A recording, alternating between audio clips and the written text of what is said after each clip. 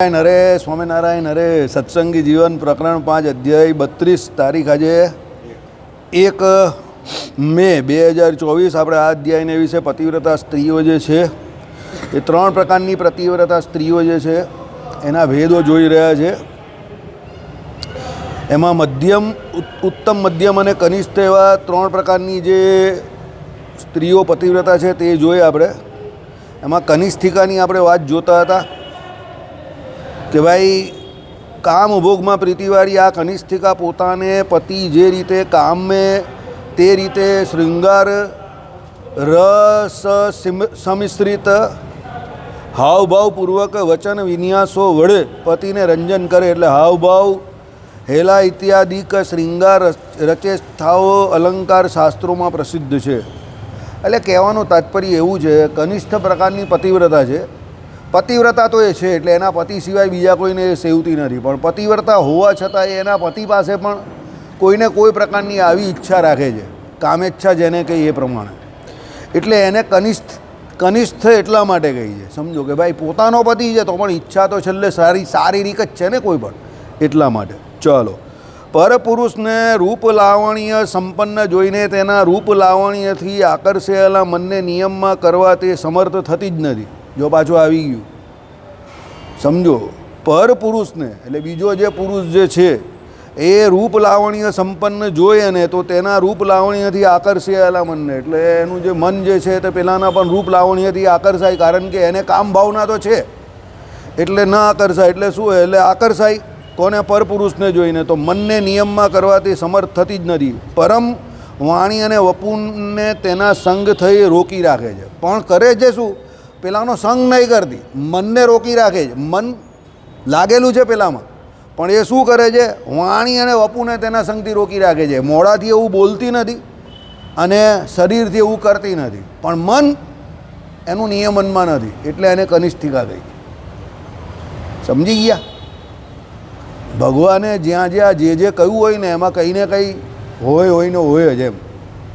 એની વૃત્તિ એના પતિમાં છે, પણ એની જોડે પર પુરુષ એમાં પણ કેવી રીતે કામ ભાવથી એના પતિને વિષયની વૃત્તિ છે. હવે એવો જ રૂપને લાવણ સંપન્ન બીજો કોઈ પુરુષ આવી જાય તો એમાં પણ એનું મન તો નિયમનમાં નથી રહેતું, પણ શું છે? વાણી અને વપુ એટલે શરીરથી પ્રત્યક્ષ એ પેલા બીજા કોઈ પણ પુરુષને સેવતી નથી, એટલે એને પતિવ્રતાની ડેઝિગ્નેશન તો મળી ગઈ, એટલે એ પતિવ્રતા તો કહેવાય. બરાબર?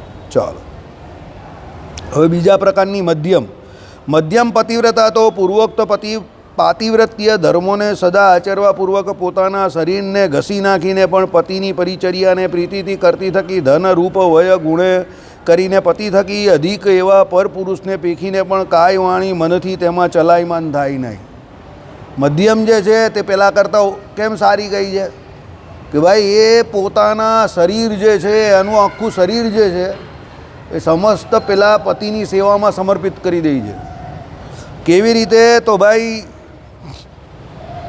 પાતિવ્રત્ય ધર્મોનું સદા આચરણ કરે છે, પતિની સેવા કરે છે, અને ધન રૂપ હોય, કદાચ કોઈ બીજો રાજા જેવો એમ કહે કે ધનવાન હોય, રૂપવાન હોય અને અતિશય યુવાન પણ એવો કોઈ હોય, એને ગુણે કરીને પતિથી કે અધિક હોય એના, તો એવા પર પુરુષને પેખીને એટલે જોઈને પણ એને શું છે? મનસા વચના કર્મણા એમાં એ ચલાયમાન થતી નથી, એટલે એને મન પણ ચલાયમાન થતું નથી, એટલે કાંઈ મન અને વાણીથી એ ચલાયમાન થતી નથી. પરંતુ દેશકાળ સંગાદિકની વિષમતામાં કદાચિત દૈવી યોગે મન સંકલ્પ માત્રથી પુરુષાંતરમાં ક્ષણ માત્ર ચલાયમાન થાય. દેશકાળ ફરી જાય તો કદાચ આમાં પણ પુરુષાંતરમાં એટલે શું છે? બીજા પુરુષમાં, એટલે પોતાના પતિ સિવાયના બીજા કોઈ પુરુષમાં પણ એમ કહીશું છે ક્ષણ માત્ર ચલાયમાન થઈ પણ જાય એમ. અનંતર પ્રતિબોધ પામતા તે થકી પાછી વળી જાય, પણ પાછો એને કોઈ બોધ આપનારો મળી જાય તો પાછી વળી પણ જાય એમ. દેશાદિકની વિષમતા વિના તો પરમ ધૈર્યને પામેલી મધ્યમાનું મન પણ સ્વપ્નમાં પણ ક્યારેય પણ પર પુરુષાંતરને સંકલ્પે જ નહીં. દેશકાળની વિષમતામાં કદાચ કોઈ પરમ એટલે શું છે? દેશાદિકની વિષમતા વિના, એટલે જો દેશકાળની વિષમતા ન હોય તો એ બહુ ધૈર્યવાન છે ને સ્વપ્નમાં પણ કોઈ સંકલ્પે બીજા પુરુષનો કરતી નથી એમ. બરાબર? એટલે દેશકાળ બદલી જાય, ફરાઈ જાય તો કદાચ આમ તેમ થાય, બાકી દેશકાળાદિક જો સમવર્તે એટલે સામાન્ય કન્ડિશન જે આપણે કહીએ કે સામાન્ય પરિસ્થિતિ જે કોઈ કહીએ, સામાન્ય પરિસ્થિતિમાં એ કોઈ પણ બીજા પરપુરુષને મનસા વચના કર્મણા સેવે જ નહીં, એમ ઈચ્છે જ નહીં. સ્વતઃ અચંચળ મનવાળી તે આ મધ્યમાં પોતાના પતિ થકી પણ સ્વતઃ કામ સુખને સ્પૃહે નહીં. પોતે મનથી પણ અચંચળ છે, ચંચળ નથી. એટલે કેવી છે? મધ્યમાં છે, અચંચળ મનવાળી, પોતાના પતિ થકી પણ સ્વતઃ કામ સુખને સ્પૃહે નહીં. એટલે એના પતિ થકી પણ પેલી કામ સુખને પોતાના પતિ થકી સ્પૃહા રાખતી હતી, ઈચ્છા રાખતી હતી. કઈ કનિષ્ઠિકા જે હતી તે. આ મધ્યમાં જે છે તે પોતે એના પતિ થકી પણ કામ સુખ નથી ઈચ્છતી, પણ શું છે? કિંતુ ભરતાએ આપેલા તે કામ સુખને તો પ્રહસ્ત ચિત્તથી ચાહે. પણ પેલો પતિ ચાહે તો એ સુખ એને આપે, કામ સુખ પતિ આપે તો એ એને સ્વીકાર કરે એમ, પણ પોતે ઈચ્છા નથી રાખતી. આટલો આનામાં ફરક છે. ત્યારે પેલી જે હતી એ પોતે ઈચ્છા રાખે છે, બરાબર? કઈ કનિષ્ઠિકા જે હતી તે. આ પ્રકારે મધ્યમ પતિવ્રતાનું નિરૂપણ થયું. હવે શુભ ઉત્તમ પતિવ્રતાનું નિરૂપણ કરું છું. ઉત્તમ પતિવ્રતા તો પૂર્વોક્ત સર્વ ધર્મોને સમગ્રપણે સેવે. ઉત્તમ પતિવ્રતા શું છે? બધા ધર્મોનું સેવન કરે. જે આપણે આગળ જોયા ને પતિવ્રતાના ધર્મો, એ બધા ધર્મોનું સેવન કરે. ધન રૂપ વય ગુણે કરીને પોતાના પતિ થકી અધિક અન્ય પુરુષને બળાત પેખીને પણ કાય વાણી મનથી વિકાર ન જ પામે. બરાબર? ધનથી કોઈ સારો હોય, બીજો કોઈ એમ કહે કે રૂપથી સારો હોય, કદાચ કોઈ વયે કરીને એકદમ યુવા અવસ્થાવાળો કોઈ બીજો હોય, કોઈ પણ પ્રકારના ગુણ કોઈ પણ પરપુરુષમાં એના પતિ કરતાં સારા હોય તો પણ એમ કહે કે એ પતિ સિવાય બીજા કોઈની એ ઈચ્છા રાખતી નથી, મનથી પણ એને સેવતી નથી. મન કાય વાણી ત્રણેથી એ વિકારને નથી પામતી. દેશ કાળાદિકની વિષમતામાં પણ મનથી પણ પરપુરુષને કદાપી સંકલ્પે નહીં. દેશકાળ વિષમ થાય તો પણ આ પલટતી નથી એમ, બરાબર? એટલે આ પતિવ્રતા એકદમ સાચી પતિવ્રતા જે કંઈ કહે તે ઉત્તમ પતિવ્રતાનું આ લક્ષણ કે ભાઈ દેશકાળ ગમે તેવા થઈ જાય તો પણ એમ કહે કે એની વૃત્તિ ફરતી નથી. પતિવ્રતાપણાની ભક્તિ જે કહી તે પણ ભગવાને આ જ પ્રકારે કહી છે કે જેને પોતાના ઈષ્ટદેવને પ્રત્યે પતિવ્રતાપણાની ભક્તિ જે છે તે પોતાના ઈષ્ટદેવ સિવાય બીજા એની ગમે તેવી પરિસ્થિતિ થાય, એ ગમે તે થાય, એટલે સમજો એને ગમે એવું સંકટ આવી પડે, આદિ વ્યાધિ ઉપાધિ ગમે તે આવી પડે, ત્રણમાંથી કોઈ પણ એ પોતે પોતાના જે પતિની સેવા એટલે પોતાના જે સ્વામીની સેવા એટલે ભગવાનની સેવા એમાંથી જરા પણ આમ તેમ તસ્ય મસ્ત થતો નથી. સમજજો, એ એના પતિ એટલે ભગવાન સિવાય, સ્વામી સિવાય બીજું કોઈ વસ્તુ કંઈ ઈચ્છતો જ નથી. ગમે તેવી તકલીફ પડી જાય ને મહારાજે શું કહ્યું? ભાઈ એને સૂળીએ ચડાવી હોય, એને સામે ભગવાન ઊભા રહેલા હોય તો પણ એવો સંકલ્પ ના કરે કે ભગવાન મારું આ સૂળીનું દુઃખ ટાળે. કેમ? એ એમ જ સમજે છે, એની સમજણ શું છે? ભગવાનની ઈચ્છા એ મારું પ્રારબ્ધ. એટલે જે કંઈ આ સૃષ્ટિને વિશે, આ જગતને વિશે થઈ રહ્યું છે તે બધું જે સમસ્ત કાર્ય જે કંઈ થઈ રહ્યું છે તે મારા ભગવાનની ઈચ્છા છે, મારા સ્વામીની ઈચ્છા છે. એટલે ભગવાન કે એ પ્રમાણે માન થાય, અપમાન થાય, કોઈ ઘોડે ચડે, ઘોડે કે કોઈ હાથીની અંબાડીએ ચડાવે કે કોઈ ગધેડે ચડાવે, એને બધી જગ્યા પર અતિશય સમ અવસ્થા વર્તે છે. એટલે પતિવ્રતાપણાની ભક્તિ આ પ્રમાણે કહી છે. શરણાગતિના જે તમને 6 લક્ષણો કહ્યા ને, એ શરણાગતિના 6 લક્ષણો જે કંઈ કહ્યા છે એ પતિવ્રતાપણાની ભક્તિની અંતર્ગત જ આવે છે, બરાબર? મહારાજે વચનામૃતમાં ઉમા પાર્વતીજી વિશે કહ્યું છે ને કે ભાઈ શંભુ લગર રહુ કુંવારી એમ કરીને શું કહે છે કે ભાઈ શંભુ સિવાય, શંકર ભગવાન સિવાય હું બીજા કોઈને વરું નહીં. સમજો, જન્મ બીજો લેવો પડ્યો એટલે અવતાર બીજો લેવો પડ્યો, પણ સતી પેલી એમ કહી કે યોગ અગ્નિ પ્રગટાવીને ભસ્મ થઈ ગયા. સમજો, દક્ષ પ્રજાપતિના યજ્ઞને વિશે. અને પછી બીજો દેહ એમને ધારણ કર્યો પર્વતરાજ હિમાલયને, ત્યાં પાર્વતીજીના રૂપે આવ્યા, પણ પાછા વર્યા કોને? શંકરને જ વર્યા, બરાબર? એટલે પતિવ્રતા નારીનું આ લક્ષણ છે. અને ભગવાનને વિશે જેને પતિવ્રતાપણાની ભક્તિ છે તેના આ જ લક્ષણ છે, જે શરણાગતના લક્ષણ છે. ભગવાનની આજ્ઞાને અનુકૂળ વર્તવું, ભગવાનની આજ્ઞાથી પ્રતિકૂળ ન વર્તવું તે, બરાબર? હવે આમાં શું છે કે ભગવાનની આજ્ઞાને અનુકૂળ વર્તવું એટલે એમાં બધી શિક્ષાપત્રી આખી આવી જાય. પછી ભગવાને એમ કહ્યું કે ભાઈ રસ્તે ચાલતા જે કંઈ શિવાલયાદિક દેવ મંદિર આવે તો એના દર્શન કરવા, એને નમસ્કાર કરવું બધું આવે. 5 દેવતા જે છે એને પૂજ્યપણે માનવાના કયા તો માનવાના. ભગવાને કહ્યું શ્રીજી મહારાજે કે ભાઈ વલ્લભ પંતના જે કંઈ શ્રી વલ્ભાચાર્યના પુત્ર છે એમ કહી કે શું છે વિઠ્ઠલનાથજી, એમણે કહી તે સેવા રીતિ અને વ્રત ઉત્સવનો નિર્ણય તે અમને સ્વીકારીએ છે. ભાઈ તમારે સવાલ નહીં કરવાનો કે ભાઈ તમને કેમ સ્વીકારીએ છે, તમે કેમ કંઈ નવું નહીં કર્યું. ભગવાન હતા તો તમારે નવું કંઈ લાવવું હતું ને, એમ તમારે કંઈ સ્વીકારવાનું બીકારવાનું નહીં. બરાબર? કેમ કે ભાઈ ભગવાને કહ્યું એટલે માની જવાનું. બરાબર? પછી એમ કહી કે ભગવાને જે પ્રમાણે રામાનુજાચાર્યનો વિશિષ્ટાદ્વૈત મત સ્વીકાર્યો તે સ્વીકારી લેવાનો.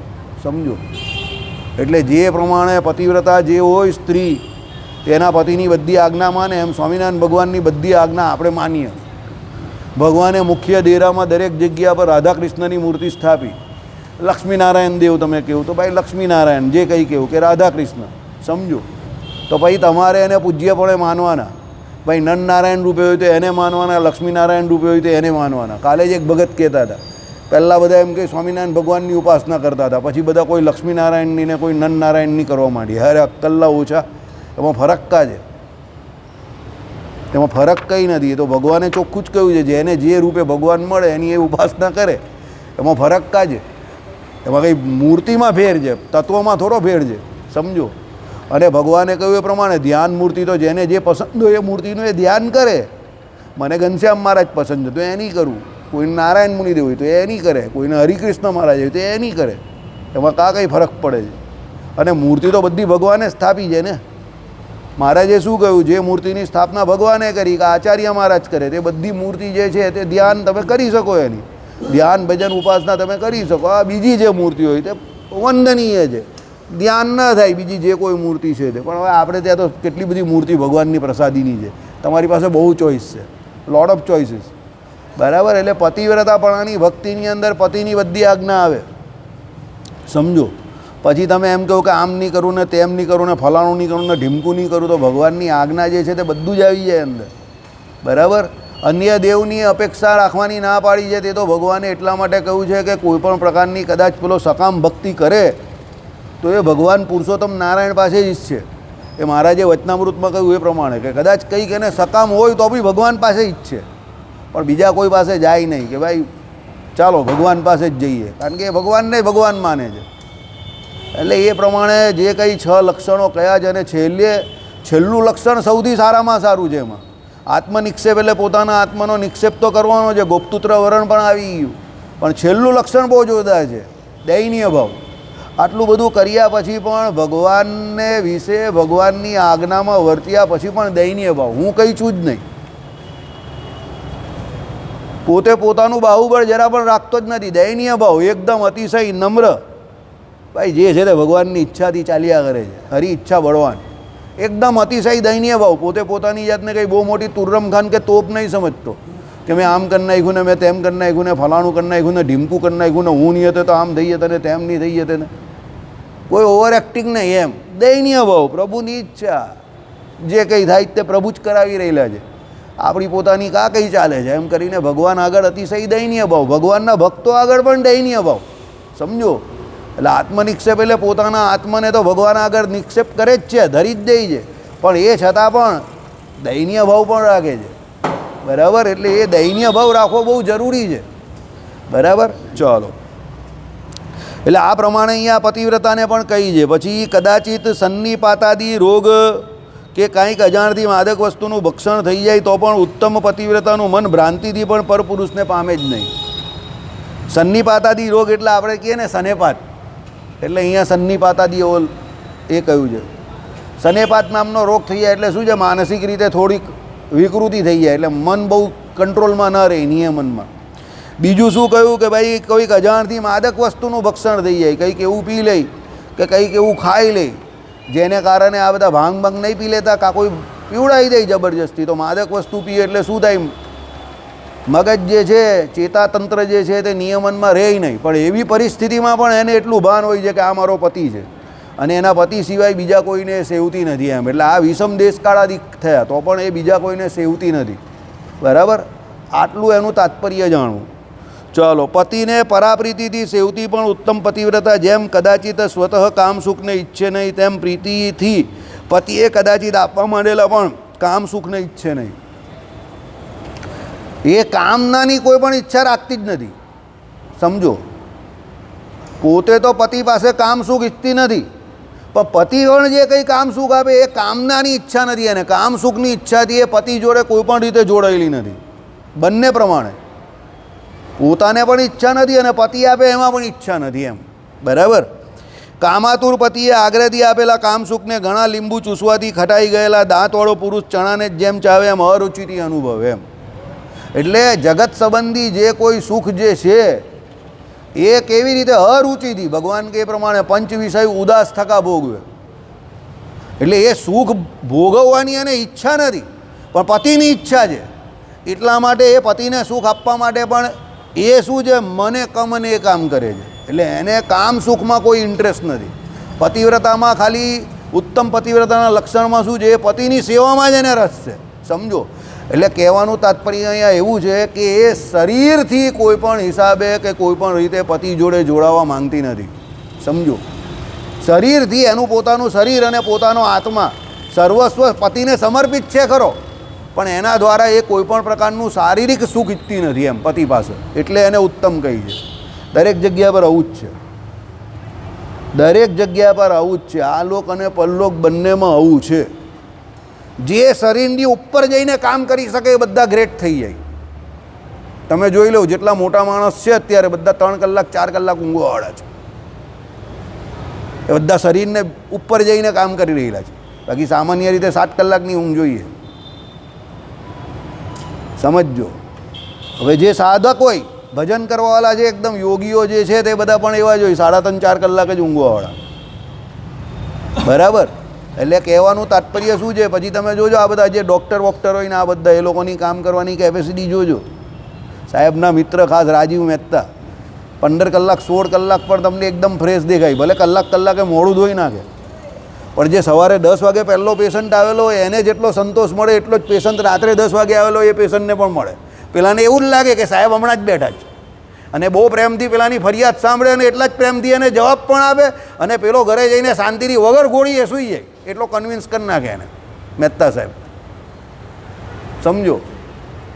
હવે આ જે કામ કરવાની કેપેસિટી એમની જે વધારે થઈ કે સવારે 10થી રાત્રે 10 વાગ્યા સુધી એક સરખા ટેમ્પરામેન્ટથી, અને GI track itself is a magic box. આ તો બહુ મેજિક છે, ખતરનાક છે, આ તો અઘરું કામ છે. અને એમાં પાછી કોલોનોસ્કોપી બપોરે કરવાની ને એના રિપોર્ટ આપવાના, ને એવા પેશન્ટ પાછા હોય એને પાછા અલગ રીતે ટ્રીટમેન્ટ આપવાની, ને આમાં પાછા અઘરા કેસ હોય એને પાછા પંપાડવાના. પાછી ઓપીડી તો ચાલુ ને ચાલુ જ રાત્રે 10 વાગ્યા સુધી. સમજો. એટલે આવા માણસો જે હોય તે પોતાના સમય કરતાં વધારે સમય કામને આપતા હોય, અને શારીરિક અને માનસિક કેપેસિટી એ લોકોની બીજા કરતાં સારી હોય. એટલે જે જગ્યા પર એ બેઠેલો હોય વાતે વાતે ગરમ થઈ જતો હોય, છકી જતો હોય, એનું કામ નહીં મળે ભાઈ. આ તો શાંત માણસ હોય એકદમ.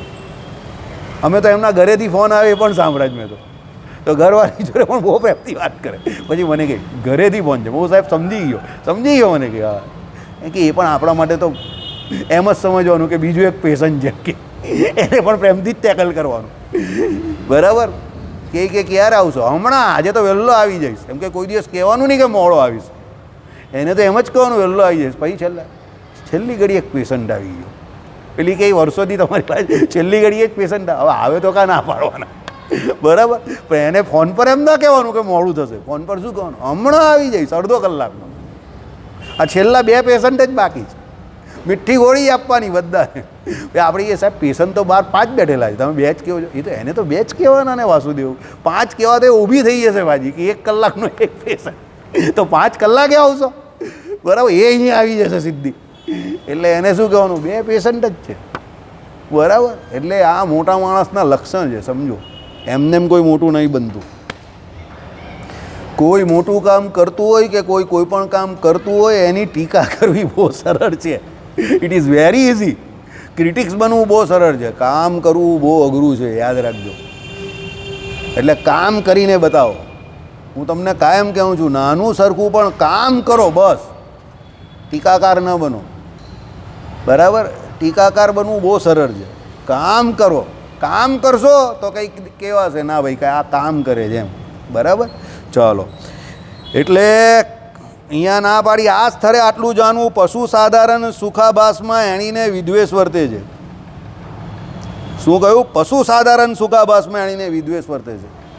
શારીરિક સુખ જે છે એ તો દરેક પશુમાં સરખું છે.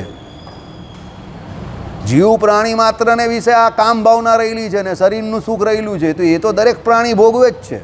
તો એને એ સુખાભાસ લાગે છે કે એ તો સુખનો આભાસ છે, ઘડીક સુખ છે એમાં, પછી એનાથી વધારે કંઈ નથી, એટલે એને સુખાભાસ લાગે છે, એટલે એમાં એને વિદ્વેષ વર્તે છે. કોને? આ ઉત્તમ પ્રકારની પતિવ્રતા નારીને, કે એમાં કંઈ છે નહીં, એના વિશે એને વિદ્વેષ વર્તે છે. માટે જ પતિ સાથે કામ વિલાસ પણ એનીને અપ્રિય લાગે છે. એટલે પતિ સાથે પણ એને અપ્રિય એટલે લાગે છે. કેમ? આપણે હમણાં જેમ ચર્ચા કરીએ પ્રમાણે શારીરિક રીતે કોઈ પણ સુખ એ પતિ પાસેથી એવું ઈચ્છતી નથી, કારણ કે એને ખોટો માનેલો છે સુખાભાસ. પણ ભગવાનની આજ્ઞા છે કે પતિવ્રતા સ્ત્રીએ પોતાના પતિની તન મન ધનથી, એટલે મનસા વચના કર્મના સેવા કરવી, એટલે એની સેવા કરે છે. સમજો, બહુ ઊંચી વાત છે આ. શાસ્ત્રોના શબ્દ વગર તમે આપમેળે આ બધું સમજવા જાઓ તો સમજ ન પડે, ગેરંટેડ ન પડે. શાસ્ત્રો દ્વારા જ સમજ પડે. એટલે શાસ્ત્રોનો અભ્યાસ કરવો જરૂરી છે, ના નહીં પાડતા, બરાબર. પણ એનું આચરણ જે છે તે આપણે આપણા પૂરતું મર્યાદિત રાખીએ, કે બીજાને એવી સલાહ આપીએ કે સમૂહમાં બધા પર એ લાગુ પડે. જેને પાળવું હોય તે પાળે તે સુખી થશે. પણ પછી લાદેનનો કાયદો નહીં કે ભાઈ કહ્યું એટલે પાળવું જ પડશે, નહીં તો પછી ઢીસી આવું, બરાબર. કટ્ટરવાદ નહીં કે ભાઈ કરવાનું જ છે, એવું નહીં. ધર્મ કેવી વસ્તુ છે, જેમ જેમ લોકોને શ્રદ્ધા બેસશે એમ એમ લોકો કરશે. 25 વર્ષ પહેલાં આપણે કેવા હતા, 30 વર્ષ પહેલાં આપણે કેવા હતા, સત્સંગમાં ન આવતા ત્યારે આપણે કેવા હતા, અને અત્યારે આપણે કેવા છે, સમજો. તો આપણે કંઈ લાદેનના કાયદાથી થોડા સુધરા છે, આપણે આપણી મેળે જ સુધરા ને, કે ભાઈ આપણે જ લાગ્યું કે આ બધું બરાબર નથી, શાસ્ત્રોમાં કહેલું જે પ્રમાણે વર્તીશું તો સુખી થઈશું. તો ધીરે ધીરે આપણે એ પ્રમાણે ચાલતા થયા તો સુખી થયા, બરાબર. પણ કોઈએ કંઈ આપણી ઉપર ગન પોઈન્ટ પર થોડા રાખેલા આપણે કે ના ભાઈ આ પ્રમાણે જ વર્તવાનું છે, આના ઉપર આની બહાર જશે તો આમ થઈ જશે, તેમ એવી રીતે થોડા રાખેલા, બરાબર. ચલો, પતિના ધર્મીય આચારમાં તો એણીને અપ્રીતિ નથી. પાછો પતિ જે કોઈ ધર્મનું આચરણ કરે એમાં એને અપ્રીતિ નથી, ઉલટી એમાં મદદરૂપ થાય. ધર્મ સંબંધી કાર્યમાં એ પતિને મદદરૂપ થાય. કેમ? તો ધર્મ માટે જ દાર સંગ્રહ કયો છે, પણ ભોગ માટે નહીં. સમજો, આ મેઇન વસ્તુ છે. દાર સંગ્રહ એટલે જે પત્ની જે છે, કે જે સ્ત્રી જે છે, એ ગ્રહસ્થાશ્રમીને જે કોઈ સ્ત્રી જે છે એ એના ઘરમાં સમસ્ત પ્રકારના જે કોઈ નિત્ય નૈમિતિક કર્મ જે છે એના ભાગરૂપે એને રાખવામાં આવેલી છે. એટલે જ એને ધર્મપત્ની કહી છે. કે નિત્ય કર્મ કેવું કે નૈમિતિક કર્મ કેવું, એમાં પેલી તેણીનો ભાગ જોઈએ, સ્ત્રીનો ભાગ જોઈએ, એટલે એને ધર્મપત્ની કહી છે, ભોગ પત્ની નથી એ. સમજો. એટલે શું કહ્યું? પતિ જે કોઈ ધર્મનું આચરણ કરે, કે ધર્મનું પાલન કરે, એમાં એ પૂરેપૂરો સહકાર આપશે, એમાં એને પ્રીતિ છે, પણ ભોગમાં પ્રીતિ નથી, એટલે એને ઉત્તમ કહ્યું. આપણે ત્યાં સનાતન સંસ્કૃતિ ભોગને કોઈ પણ દિવસ પ્રાધાન્ય આપતી જ નથી, યાદ રાખજો. પશ્ચિમની સંસ્કૃતિઓ જ બધી ભોગને પ્રાધાન્ય આપે છે. આપણે ત્યાં તો શરીરથી ઉપર ઉઠવાની જ વાત આવે. આપણે ત્યાં મનુષ્ય જન્મમાં શરીરથી ઉપર ઉઠવાની જ વાત છે. મનુષ્ય જન્મનો સૌથી મોટો ફાયદો આપણે ત્યાં હોય તો આ કે મનુષ્યને એ સમજાવી શકાય કે આ શરીર જે છે તે તું નથી, એમ તું આત્મા છે, એનાથી કંઈક જુદું તત્વ છે, અને એ પ્રમાણે એ વર્તી શકે છે, એ જાણીને એ પ્રમાણે વર્તી શકે છે, એટલે મનુષ્ય જન્મનો ફાયદો છે. એટલે આપણે ત્યાં મનુષ્યત્વમ જે કહ્યું તેનો પહેલો અર્થ જ આ છે કે મનુષ્ય થયો તો પછી પશુવત જે પશુના ધર્મ જે છે, જે શરીર માટે જ જીવે છે ને શરીર માટે જ બધું કરે છે આખો દિવસ, એનાથી ઉપર ઉઠવાનું છે. એટલે આપણી સંસ્કૃતિ જરા પણ ભોગ પ્રધાન નથી. જ્યાં જ્યાં ભોગને વિશે કંઈ ને કંઈ લખ્યું છે તે ભોગના સંકોચ માટે લખેલું છે, ભોગને પ્રાધાન્ય આપવા નહીં લખ્યું. અને બીજું સામાજિક પરિસ્થિતિ જળવાઈ રહે એના માટે લખેલું છે. સમજો, દાખલા તરીકે ગ્રહસ્થાશ્રમ કરવાનું જે કહ્યું તો એ સામાજિક પરિસ્થિતિ આમને આમ જળવાઈ રહી, અને જીવ અનાધિકારથી ઘણી બધી વાસનાઓ લઈને અહીંયા આવેલો હોય, એટલે એની વાસના તો તૃપ્ત થવાની નથી, પણ એ કંઈક પાપાચરણને વિશે પ્રવૃત્તિ ન કરે એને લઈને આ ગ્રહસ્થાશ્રમ કરવાની એને આપેલી છે. પણ ગ્રહસ્થાશ્રમમાં પણ ગ્રહસ્થાશ્રમના નિયમ મુજબ, સમજો, એમાં પણ કંઈ ભોગવવા માટે ગ્રહસ્થાશ્રમ નથી, પણ ભોગના સંકોચ માટે છે. કે ગ્રહસ્થાશ્રમમાં જાય પછી એને જે કંઈ એમ કહે કે સંતતિ થાય, અને સંતતિ થાય પછી આ લોકને વિશે એને જે કંઈ અસરો આવે બધી, બરાબર, ધરતીકંપ આવે, જે કંઈ ગ્રહસ્થાશ્રમમાં એને લાવારસ ફાટે, બરાબર, જે કંઈ અગ્નિઓ છૂટે બધી આમ તેમથી ગરમીની, અને એને કરીને એનું ઘડતર થાય, અને પછી દિવસે દિવસે દિવસે એને વૈરાગ્ય થાય. કેના પ્રત્યે? સંસાર પ્રત્યે. અને વૈરાગ્ય થાય તો પાછો ભગવાન તરફ વળે. એટલે એને એમ થાય કે જે કંઈ થયું માફ કરજો ભગવાન, પશ્ચાતાપ થાય, પ્રાયશ્ચિત કરે અને ભગવાનનું ભજન કરે અને ભગવાનમાં જોડાય. કારણ કે ઘણી વખત એવું હોય કે ગ્રહસ્થાશ્રમમાં રહીને પેલો સારું ભજન કરી શકે, સમજો. એટલા ગ્રહસ્થાશ્રમને વેદ વિરુદ્ધ નહીં કહ્યો, વૈદિક જ કયો છે. પણ એ ગ્રહસ્થાશ્રમના જે કંઈ આંટાપાટા, જે મહારાજે કહ્યું ને, ગ્રહસ્થાશ્રમમાં તો અનેક પ્રકારની વિડંબણાઓ રહેલી છે, એના ધર્મ પાળવા બહુ અઘરા છે. પણ એ ધર્મ એનાથી પડે કે ના પડે, પણ એને અંદરથી એક પ્રકારનો પેલો શું થઈ જાય, ખલો રહી જાય. એને એમ થાય કે ભગવાનનું ભજન મારે કરવાનું છે, અને એ ભજન કરવાનો જે ખલો રહી જાય એમાં એને પશ્ચાતાપની લાગણી પણ થાય. ગ્રહસ્થાશ્રમ કર્યો એટલે પશ્ચાતાપની લાગણી નહીં, પણ પેલો પાપાચારને વિશે પ્રવર્તિઓ ને એને લીધે. ગ્રહસ્થાશ્રમ કર્યો, બાયરી છોકરાનું પૂરું કરવાનું હોય તો રૂપિયા પૈસા માટે ઘણી જગ્યા પર ખોટું બોલતો હોય, આ તે બધું કરતો હોય, એટલે એને પછી પશ્ચાતાપની લાગણી થાય. તમે પાછા ખોટું નહીં લેતા કે ગ્રહસ્થાશ્રમ કર્યો એટલે એને પશ્ચાતાપ થાય, એવું નહીં. પાપને વિશે આચરણ કરે એટલે એને પશ્ચાતાપ થાય કે ભાઈ આ ખોટું થઈ ગયું મારાથી, એમ.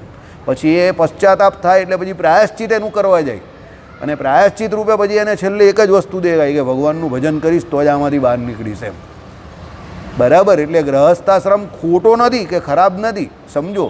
પણ ગ્રહસ્થાશ્રમમાં રહીને પછી એ જે તમે જો ભાગવતજીના ચરિત્ર જો, પહેલાં ભગવાનને ભજતા હોય અને પછી ગ્રહસ્થ થાય, અને પાછા અતિશય જોરદાર ગ્રહસ્થાશ્રમ હોય, અને પછી પાછા છેલ્લે પ્રાયશ્ચિત કરીને ભગવાનના એમાં આવી જાય યોગમાં, અને છેલ્લે બધાનો ત્યાગ કરી દે અને ભગવાનમાં જોડાઈ જાય અને કલ્યાણ થઈ જાય. અને એને જેની જોડે ગ્રહસ્થાશ્રમ કર્યો હોય એની વૃત્તિ જો એના પતિમાં હોય તો એનું પણ કલ્યાણ થઈ જાય.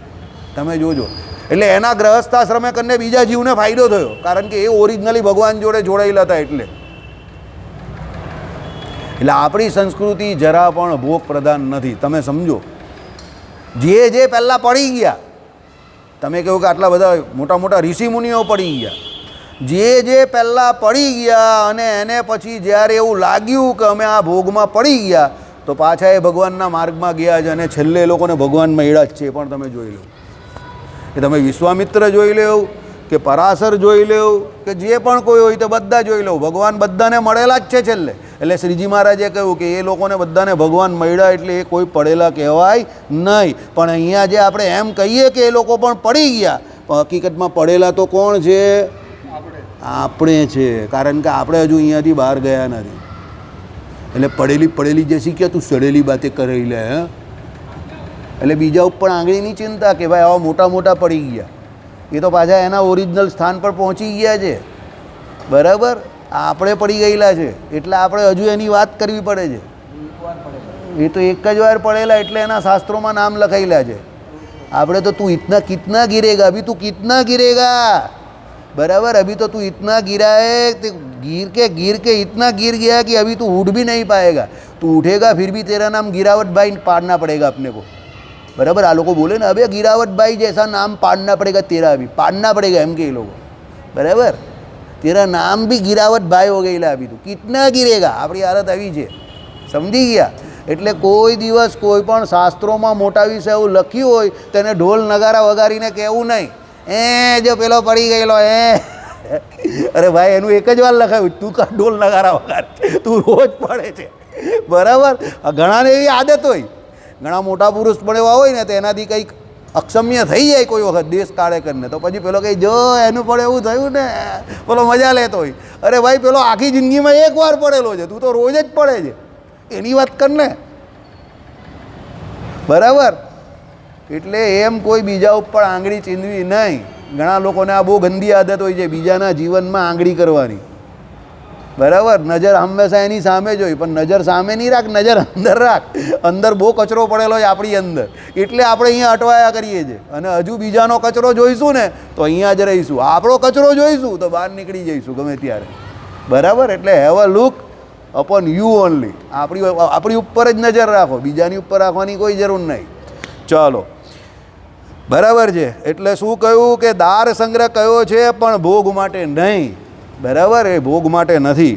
આ ઉત્તમ પતિવ્રતા સ્વદેહ પરદેહ અને દૈહિક સુખને તેમાં રહેલા દોષોના અનુદર્શનથી તેમાં ઉપજેલા વૈરાગ્યથી અસત્ય જાણે. બહુ સરસ કહ્યું છે. આની તો સમજણ જ બહુ શ્રેષ્ઠ છે, એમને એમ થોડી ઉત્તમ કહી છે. શું કહ્યું? સ્વદેહ એટલે પોતાનો દેહ. શરીરમાં શું રહેલું છે? હાડકાં છે, માંસ છે, મજ્જા છે, લોહી છે, પરુ છે, થૂક છે, શ્લેષ્મ છે, વાળ છે, આવું જ બધું છે. બરાબર, હા, એ તો પ્લસ પોઈન્ટમાં છે. અને એવું ઘણું બધું છે. મેલ છે, આ બધા કાનમાં છે, નાકમાં છે, પેટમાં છે, બધે મેલ રહેલા છે, મળ રહેલો છે. આ સ્વદેહનું લક્ષણ, દેહનું લક્ષણ જ આ છે. અને રોજ રોજ રોજ રોજ એનો નાશ થતો જાય છે. સમજો. બરાબર. આનો છોકરો ક્યાં ગયો? તમારો ભાઈ આજે નથી આવ્યો. આ ભાઈનો છોકરો જેવો દેખાય જ ને તેવા ભાઈ દેખાતા ત્યારે મંડળમાં આવતા હતા. કેમ સુનિલ? અત્યારે આનો છોકરો જેવો દેખાય તેવો જ આ દેખાતો હતો ને ત્યારે. અને આ ભાઈનો છોકરો થોડો ઘણો એવો દેખાતો હતો, એટલે આ ભાઈ એવા દેખાતા હતા અત્યારે એના છોકરા જેવા. ત્યારના આ બંને મંડળમાં આવે છે, અમને યાદ છે. સમજો કેટલા વર્ષો નીકળી ગયા. એટલે તમે જુઓ, હે ને, 30 વર્ષ થઈ ગયા. એ લોકો અત્યારે જેટલા એ લોકોના છોકરા દેખાય છે એવા જ દેખાતા હતા જ્યારે મંડળમાં આવેલા ત્યારે. સો યંગ, એમ યંગ એન્ડ ક્યુટ બોય. અત્યારે એ લોકોના છોકરા એવા હતા દેખાતા થઈ ગયા. અને આના બાપા પણ એટલા જ હતા ત્યારે, 20 વર્ષના જ હતા. અત્યારે કેટલી ઉંમર તારી? 20 કે 22? હા, 17. તો 20-21 વર્ષે એના બાપા આવેલા મંડળમાં. ઓલમોસ્ટ એટલા આના જેટલા જ કહેવાય, 2-4 વર્ષ આમ તેમ. બરાબર. એટલે એક આખી નવી જનરેશન આવી ગઈ. સમજો. એટલે દેહમાં આવું છે ભાઈ. દેહ જે છે તે આવો છે, વિકાર પામે. એટલે સ્વદેહને વિશે આ પ્રમાણે દોષ જોઈ તે. પછી શું? પરદેહ. હવે જે આપણા દેહમાં છે તે બીજાના દેહમાં છે. એમાં કંઈ કોઈના દેહને વિશે કંઈ એવું તો છે નહીં કે અંદર કંઈ સોનામાં મોતી જડેલા છે અંદર. એ બધું જે છે આપણામાં તે એનામાં છે. બરાબર. હવે અને દૈહિક સુખમાં, દૈહિક સુખને અને જો સ્વદેહ અને પરદેહ. દૈહિક સુખ આવે ક્યારે? પોતાનું શરીર અને બીજાનું શરીર. એ બે શરીર જ્યારે ભેગા થાય ત્યારે દૈહિક સુખ આવે. સમજો. એટલે અહીંયા શું કહ્યું? સ્વદેહ, પરદેહ અને દૈહિક સુખને તેમાં રહેલા દોષોના અનુદર્શનથી. બરાબર. એ જે એની અંદર દોષ રહેલા છે એ બધાનું દર્શન કરે છે, બધાને એ જાણે છે. કોણ? પેલી ઉત્તમ પતિવ્રતા. એટલે કોઈ પણ સ્ત્રી કે કોઈ પણ વ્યક્તિ ઉત્તમ પતિવ્રતા જે કહી તે એમને બની શકતી નથી. એની પાછળ એણે ઘણી બધી એક્સરસાઇઝ કરેલી છે. સમજો. અનુદર્શનથી તેમાં ઉપજેલા વૈરાગ્યથી. પછી એનાથી એને વૈરાગ્ય ઉપજો કે આમાં કંઈ મજા નથી, સુખ નથી, આ તો સુખનો આભાસ માત્ર છે. એટલે એનાથી એને વૈરાગ્ય થયો. એ બધાને અસત્ય જાણે કે આ બધું ક્ષણિક સુખ છે. હકીકતમાં જે સુખ જે છે તે તો ભગવાનને વિશે છે. એટલે આ ક્ષણિક સુખ છે એટલે એને અસત્ય જાણે છે કે ભાઈ એ સુખ અસત્ય છે. સત્ય કયું સુખ? જે સુખ એક વખત ભોગવું હોય તો ઓહો, મહારાજે કહ્યું ને વચનામૃતમાં કે જો સમાધિમાં ઘડી બે ઘડી ક્ષણ માત્ર પણ જો ભગવાનનું સુખ આવ્યું હોય તો પેલા જીવને લાગે હા અનંત કોટિકાળથી એ ભગવાનનું સુખ ભોગવું છું. અને વિષય સુખ જીવ વર્ષોથી અનાદિકાળથી ભોગવતો જ જાય પણ એમાં તૃપ્તિ નહીં થતી. સમજો. જો એ વિષય સુખ સાચું હોય ભગવાનના સુખની જેમ તો તમે એને એકવાર ભોગવો તો તૃપ્તિ થઈ જવી જોઈએ. સમજો. પણ એ ભોગવે તો પણ તૃપ્તિ કેમ નહીં થતી? કારણ કે એ સાચું નથી. ભગવાન સાચા છે એટલે ભગવાનનું સુખ સાચું. સમજો. એટલે એ એકવાર પેલો જીવ ભોગવે તો એને એ સુખને વિશે એવું આમ જીવ વળગી ગયો હોય કે એને એવું થાય કે ઓહો બહુ કાળથી આ સુખ ભોગવતો હતો. મહારાજના શબ્દો છે ને. બરાબર. પણ વિષય સુખની પેલાને વાસના એવી જીવને વિશે બંધાઈ ગયેલી છે જેને કારણે આ પુનરપી જન્મમ પુનરપી મરણમ, એ જે જગતગુરુ શંકરાચાર્યજીએ જે કહ્યું એ પ્રમાણે કે જેમાં સુખ નથી એમાં એ સુખ માની બેઠો છે. સુખાભાસ એને વિશે સુખ માની બેઠો છે. એને કારણે આ જન્મ મરણના ચક્રમાંથી એ બહાર નથી આવતો. અને જેમાં સુખ રહેલું છે એવા પરમાત્મા પુરુષોત્તમ નારાયણ એને વિશે સુખ માનતો નથી. બાકી એ ભગવાન એના સૌથી નજીકના મિત્ર છે. જીવથી સૌથી નજીક કોઈ હોય તો એ ભગવાન છે. પણ એ એને જોતો નથી, એના સુખને જોતો નથી. અને માયાના સુખમાં તો કેટલી માથાકૂટ છે. તમે લોકો જ કમાવા જાઓ, અમે લોકો કમાવા જઈએ, આ બધી કેટલી માથાકૂટ રોજ. તો પણ જાય ને પાછો જીવ. ના જવું તો પડે ને એમ કહેતો જાય પાછો. અને પેલું તો શાંતિથી બેઠા બેઠા ભગવાનનું ભજન કરવાનું ને માળા ફેરવવાની. તમે ને ભગવાન બે એકલા પણ આ કામ કરી શકે. ત્રીજા કોઈની જરૂર જ નથી, તો પણ એ થતું નથી. ને માયામાં તો કેટલી બધી જરૂર, આ લાવ, પેલું લાવ, ફલાણું લાવ, ધીમકું લાવ, કંઈ કરો તેમાં કંઈ જરૂર, કંઈ ન કરો એમાં કંઈ જરૂર, પણ જરૂર ખરી. અને કોઈની જોડે સંબંધ ન બગાડાય. ચણો પણ કામનો ને વટાણો પણ કામનો. આમાં તો તમે એકલા ને ભગવાન એકલા, ત્રીજા કોઈની જરૂર જ નહીં, સમજો. પણ તો પણ આ થતું નથી. આ સરળ છે તો થતું નથી, પેલું અઘરું છે પણ કરવા જઈએ છે. બરાબર, આવું કામ છે આપણું. ચાલો, એટલે પરિણામે દુઃખેક મૂળ હોવાથી તેમની સુખરૂપતા અસત્ય જ છે એમ જાણે. વિષય સુખ કેવું છે? દુઃખેક મૂળ, એમાં બધા દુઃખ જ દુઃખ રહેલા છે. બરાબર, અને એવા દુઃખ રહેલા છે કે તમને એમ થાય કે ભાઈ આ કામ ન કર્યું હોત તો વધારે સારું થાત. પણ એક વાત તમને બીજી કહું, જો હકીકત તમને કહું, જે રિયલ વ્યક્તિ હશે ને, જે હકીકતમાં નિખાલસ વ્યક્તિ હશે ને, એને એની કરેલી ભૂલ માનવામાં, કબૂલવામાં કોઈ ફરક નહીં પડે. પણ જે નિખાલસ ન હશે ને, જે કપટી હશે ને, એ એવું જ પોતે ખોટું કરેલું હશે ને, એને પણ ખરામાં ખપાવવાની કોશિશ કરશે. એનું કંઈ નહીં થાય, એનું કંઈ જ ન થાય. કપટી છે ને એટલે કંઈ ન થાય. જો જે સૂઈ ગયો હોય ને, તમે એને બૂમ પાડીને, આંગળી અડાઈને, કાં છેલ્લે બહુ જોરમાં સૂઈ ગયો હોય તો ફૂટબોલ રમીને પણ ઉઠાડી શકો. બરાબર, એ આપણે આગ્રહ ન કરીએ કે કોઈનો ફૂટબોલ રમીએ, પણ પછી પેલો બહુ ઊંઘી ગયો હોય ને કોઈ રીતે માનતો ન હોય તો પછી તમે એને છેલ્લે એવું પણ કરી શકો. પણ એ સૂઈ ગયો હોય એ શરત છે તો તમે એને ઉઠાડી શકો. પણ જે સૂવાની એક્ટિંગ કરતો હોય ને, તમે એને ન ઉઠાડી શકો. વાત સમજ્યા?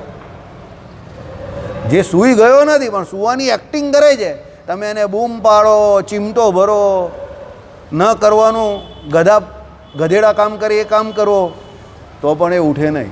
કેમ? એ કપટી છે, એ સૂવાની એક્ટિંગ કરે છે, સૂઈ નહીં ગયો. એમ જે વ્યક્તિથી જે કંઈ ખોટું થયું, ખોટું જીવ પ્રાણી માત્રથી થયું જ છે, તમારાથી, મારાથી, દરેકથી થાય જ છે, રોજ થાય છે, માનીને ચાલો. પણ જો એ સ્વીકારી લેતો હોય કે ના ભાઈ આ મારી ભૂલ છે, અને માને એ કબૂલ છે એમ કરીને ભગવાન પાસે જઈને સ્વીકારી લેતો હોય અને કહી કે ભાઈ હવે એવું ન થાય એવા પૂરા પ્રયત્ન કરું છું ને એમ કરીને એની પાછળ મંડી પડેલો હોય તો ગમે ત્યારે એ સુધરી જશે. પણ જે સ્વીકારશે નહીં ને, ઉલટી એને કંઈક નવું લેબલિંગ આપીને જગતમાં કંઈક મૂકશે કે ના મને તો આમ થયું એટલે મેં આમ કર્યું ને આમ થયું ને, એટલે બધા એના એક્સક્યુઝિસ શોધશે એની ભૂલના, અને જગતમાં સારું લગાડવા માટે પાછા એને લેબલિંગ કરીને મૂકી દેશે. એનું કંઈ ન થાય, એ સુધરી ન શકે. એ ત્યાંનો ત્યાં જ ગોળ ગોળ ફર્યા કરશે. એ 25 વર્ષ થાય કે 30 વર્ષ થાય કે 40 વર્ષ થાય, એ એનું પેલું કહી ને કે સાયકલ પેલી ચલવે તો છે પણ સ્ટેન્ડ પર જ છે, આગળ વધવાની જ નહીં.